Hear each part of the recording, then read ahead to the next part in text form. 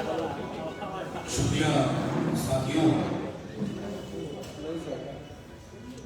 आप सब बीते कुछ हफ्तों से बिहार में लगातार चल रही बदल रही घटनाक्रम से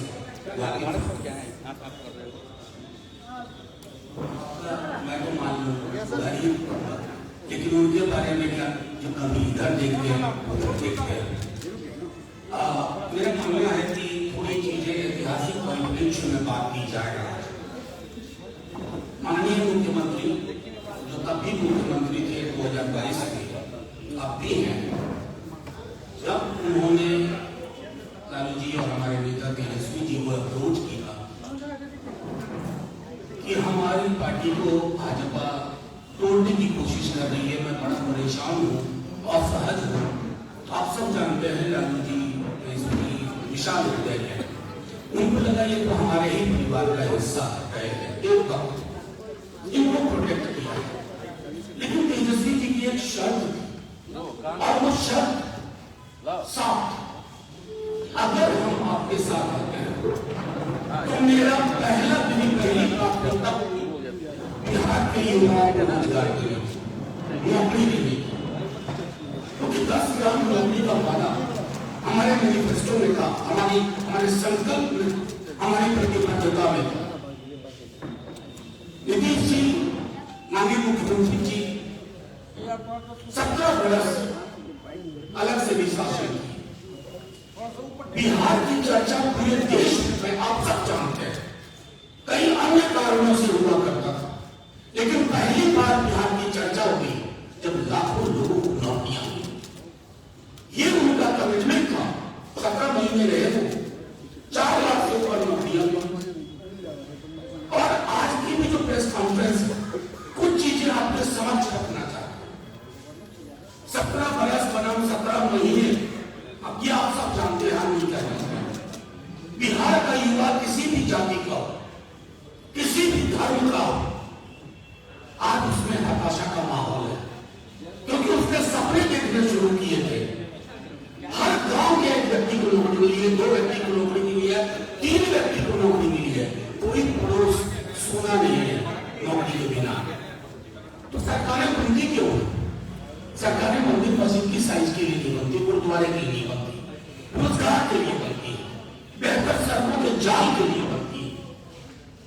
आरक्षण के प्रति जो हमारी प्रतिबद्धता थी, उसके लिए पहले जातिगत जनगणना होगी। नीतीश जी तो पहले भी मुख्यमंत्री थे, जातिगत जनगणना क्यों नहीं हुई? किसने ये आवाज उठाई थी? विधानमंडल में शिष्टमंडल के साथ कौन दिया? तेजस्वी। उसके बाद आरक्षण का दायरा बढ़ा 65%, और लगातार मांग रही उनकी कि केंद्र धुंधलू रवैया मांगता है, इसे 9वीं अनुसूची में शामिल है। बहरहाल ये केंद्र के विवेक पर, उनके संकीर्ण मानसिकता के बारे में मैं कुछ कहना नहीं चाहता। अभी 1,35,000 से ज्यादा पद सृजित कर चुके हैं, तेजस्वी जी कर चुके थे। स्वास्थ्य विभाग 1,35,000 सब कुछ हो चुका है। बस मैं माननीय मुख्यमंत्री जी से आग्रह करता हूं कि सिर्फ ये तेजस्वी का विजन था, इसलिए इसको खारिज ना करें। बिहार के युवाओं को स्मरण करें और इन 1,35,000 नौकरियों 2 महीने के अंदर सारी प्रक्रिया पूरी करें। क्योंकि तेजस्वी का आइडिया था, अरे क्रेडिट उसको जाएगा ना, हम इतनी छोटी राजनीति में भरोसा नहीं करते, क्रेडिट लोग दे रहे हैं, क्या करें, लोगों का मुंह बंद करके। 1 लाख शिक्षकों की नियुक्तियां भी पाइपलाइन में करके वो निकले। 1 लाख उन पर भी आपका, उन शिक्षकों की नियुक्तियों का आपका कोई विभाजन ना होना पड़े, आप इनको पूरा करें 30 से 40 दिन के अंदर, तो एक संदेश जाएगा। लेकिन अगर आपको लगे करें तेजस्वी ने उसके मिनिस्ट्री ने, उनके मंत्रिमंडल ने, उनके सहयोगियों ने किया था, इसको ना किया जाए, इस प्रक्रिया और इस मानसिकता से माननीय मुख्यमंत्री जी आप बाहर आए। बिहार के भलाई के अलावा हमारी पार्टी का कोई एजेंडा नहीं है, मैं बार बार बता रहा हूं। इन 17 महीनों में बिहार की चर्चा पॉजिटिव एजेंडे के साथ हुई।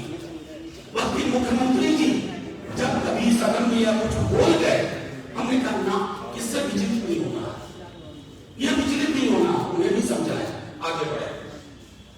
गृह विभाग और अन्य विभागों, मसलन सहकारिता, ग्रामीण कार्य विभाग, लोक स्वास्थ्य अभियंत्रण और अन्य विभागों में भी रिक्तियां चिन्हित कर दी गई और इन चिन्हित रिक्तियों को मैं फिर से दोहरा रहा हूं कि आप उसको सबकाज न करें, इस पर तुम्हारा धाप न करें, तो बिहार के युवाओं को सबके देखने का मौका लगेगा।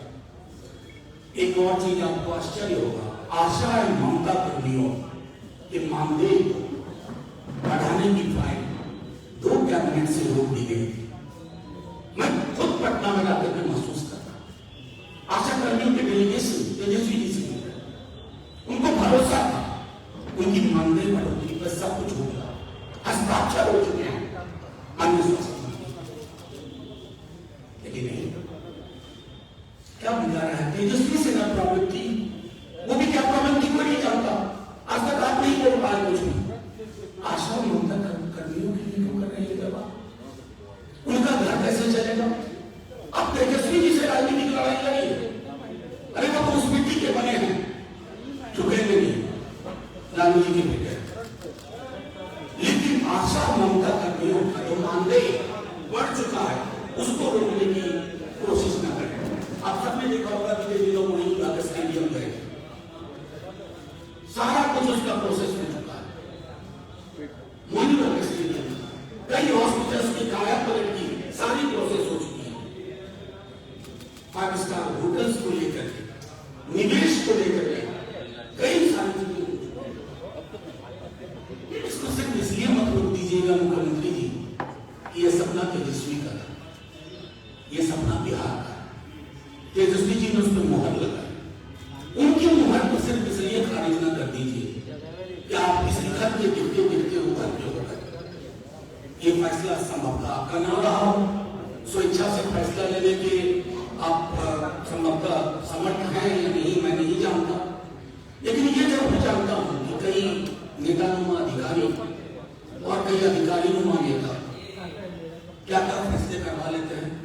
इन फैसलों से आपका फासला बढ़ता है लोगों के साथ। 17 बरस आप रहे, अगर नियुक्तियां आपने की होती है तो इतनी पायलट ना होता, क्यों लाखों की नियुक्तियां हुई, क्योंकि पायलट आपके विजन में नहीं था, आपके दृष्टिकोण में नहीं था, आपके स्वभाव में नहीं था, आपके चरित्र में नहीं था। अब सब चीजें रास्ते में गया, आप निकल गए, किस दबाव में, किस डर में, किस भय में, किस खौफ में, ये विश्लेषण पत्रकार करेंगे, बिहार की आम जनता करेगी। लेकिन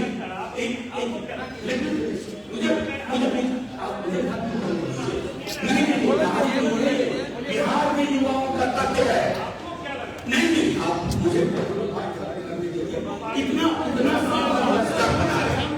हाँ, मैं सिर्फ ये कहना चाहता हूँ, पॉलिटिकल लड़ाई लड़िए, लेकिन पॉलिटिकल लड़ाई के साथ साथ बिहार के हक और हकूक, लाखों लोगों के रोजगार बाधित न करिए, क्योंकि ये रोजगार तेजस्वी जी सत्ता में रह करके अगर दे रहे हैं तो सड़क पर रह करके भी आपको मजबूर कर देंगे। बस इतना मुझे कहना था, और आज की प्रेस कॉन्फ्रेंस इसी से सीमित है। मैं आपसे आग्रह करूंगा, आज की प्रेस कॉन्फ्रेंस से उत्पन्न मुद्दों पर आप मुझसे सवाल करें, मैं बाकी की तरह सवाल का जवाब देने से डरूंगा। मनोज झा जी, आपने कहा नौकरी देने की बात आपने की, लेकिन अभी नीतीश कुमार ने कहा है कि जो किया मैंने किया है, तेजस्वी यादव ने कुछ नहीं किया। 2005 से पहले की क्या स्थिति थी?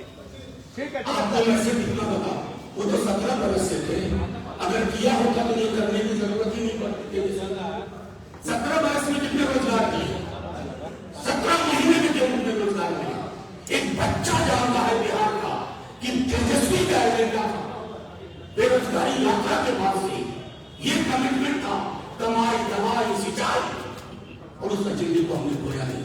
जब आप चल के आए कि हमको बचा लीजिए, प्रोटेक्ट करिए, तेजस्वी जी की पहली शर्त नौकरी, नौकरी, नौकरी, और उस शर्त को 17 महीने में जितना तेजी से पूरा कर सकते थे, और जो कुछ वो साइन करके लिखे हैं, फाइल जिनकी तैयार है, जिसको कैबिनेट में नहीं लाया गया, उनका जिक्र मैंने आपके समक्ष किया। मनोज झा जी, नीतीश कुमार ने कहा कि 2005 से पहले जो कुछ भी हुआ, उन्होंने याद दिलाया 2005 के पहले क्या होता था, शाम के बाद लोग नहीं निकलते थे। 2005 के बाद 2015 हुआ, 2015 के बाद 2022 हुआ, ये 2005 के बाद 2015 हुआ, 2015 के बाद 2022 हुआ, और 2005 में जिन बच्चों का जन्म हुआ आज वो वोटर नौकरी ढूंढ रहे हैं, उन्हें नौकरी दीजिए। इतिहास की विस्मृतियों में, गलत स्मृतियों में मत उलझाइए। मैं अभी भी आग्रह करूंगा, नीतीश जी कह रहे हैं कि राहुल गांधी पूरा क्रेडिट ले रहे हैं, जो कास्ट सेंसस बिहार में हुआ उसका क्रेडिट राहुल गांधी ले रहे हैं, क्या वो भूल गए हैं? कास्ट सेंसस का क्रेडिट अगर किसी व्यक्ति को जाता है तो वो तेजस्वी यादव को, और नेशनल लेवल पर इस सुर मिलाने के लिए कांग्रेस पार्टी का धन्यवाद, डीएमके का धन्यवाद। क्या इंडिया अलायंस का नाम नहीं चाहते थे कि इंडिया हो? उन्होंने नाम बदल।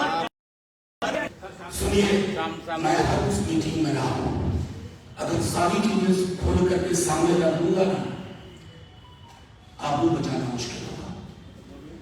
एक सवाल और है, फिर जनता से क्यों छिप रहा है?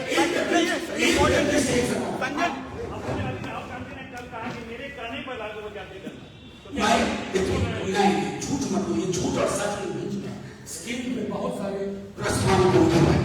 हमने ये मांग उठाई, इस मांग को देश में ट्रैक्शन मिला, और मैं क्रेडिट दूंगा कांग्रेस पार्टी और डीएमके को, जिन्होंने इसके साथ अपने को संबंधित किया।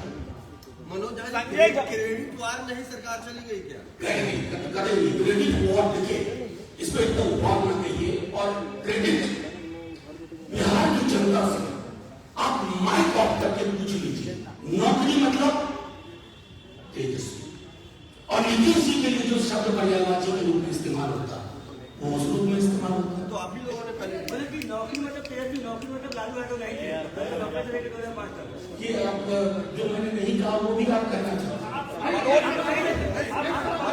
एक बहुत इंपॉर्टेंट सवाल है, संजय झा ने कहा है कि नीतीश जी जब घूम रहे थे तो सारे सीएम ने जो विपक्ष के, उन्होंने कहा कि कांग्रेस के साथ नहीं जाना, अलग अलायंस बनाना, क्या मैंने आपको पहले कह दिया, इंडिया अलायंस की हर मीटिंग में रहा हूं, बहुत सारी चीजें लिखूंगा, बहुत सारी चीजें लिखूंगा और बोलूंगा, बस अभी आप लोग कुछ लोगों के चेहरे पे पड़े कर क्या नहीं, क्या सवाल कर रही हैं? आपने मुझे सुना ही नहीं। नीतीश जी नहीं, देखिए राहुल जी ने क्या कहा, वो राहुल जी की पार्टी से पूछे, इधर देखिए, मैं सिर्फ इतना कहना चाहता हूँ, आप सब जानते हैं बिहार में कि तेजस्वी जी ने किस बात को उठाया, फिर नीतीश जी ने उनसे मुलाकात की, आपको पता है बंद कमरे में, उसके बाद नीतीश जी दिल्ली तक गए, तेजस्वी जी ने ही प्रधानमंत्री के समक्ष सारी बातें रखी, प्रधानमंत्री जी की चुप्पी भी ऐतिहासिक दस्तावेज, और उसके बाद जो कुछ हुआ जनगणना संपन्न हुई, कोर्ट में कौन गया मुझे पता है, भाजपा नहीं थी ना। सॉलिसिटर जनरल कौन है, कौन अपॉइंट करता है सॉलिसिटर जनरल, वो क्यों गए थे रोकने के लिए?